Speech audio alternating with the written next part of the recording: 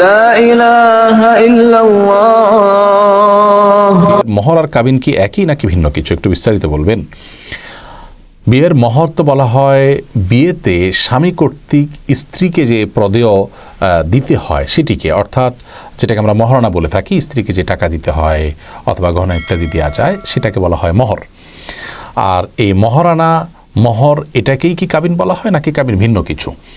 এর উত্তরে বলতে চাই যে কাবিন নামা যখন বলা হয় তখন তার অর্থ হলো বিবাহের চুক্তিনামাকে। বিবাহের চুক্তি যেখানে লেখা হয় সেটাকে কাবিন নামা বলা হয়, সেটা হলো একটা কাগজের নাম বলতে পারেন। আর মহর হলো সেই প্রদেয়টা যেটা আপনি স্ত্রীকে মহারণা হিসাবে দিতে হচ্ছে সেটির নাম। আর কাবিন শব্দ এটি কি মহরের প্রতিশব্দ কিনা, অনেকে বলেছেন মহরের প্রতিশব্দ, আবার এটিকে বিবাহের প্রতিশব্দ হিসাবে ব্যবহার পাওয়া যায়, ওই রকমের ব্যবহার পাওয়া যায়। মোদ্দা কথা হলো যে বিবাহে প্রদেয় হিসাবে স্বামী তার স্ত্রীকে মহারণা প্রদান করবেন, বা যেটাকে আমরা মহর বলতে পারি, একই কথা। আবার ওইটাকে যদি আপনি কাবিন বলেন তাহলে একই জিনিসের দুই নাম বলতে পারেন, কাবিন বলেন আর মহারণা বলেন, সেটা আপনি দিবেন। আর কাবিন শব্দের অর্থ যদি আপনি বিবাহ ধরেন, এর ব্যবহারও আছে, অনেকে বিবাহের অর্থে কাবিন শব্দটি ব্যবহার করেছেন, তাহলে তো সেটি আরেক বিষয়। মহারণা আপনি দিবেন আর আকদ সম্পাদন হবে দুজন সাক্ষীর সামনে, সেটাকে লিপিবদ্ধ করবেন, সেই লিপিবদ্ধ কাগজটাকে কাবিননামা বলা হয়।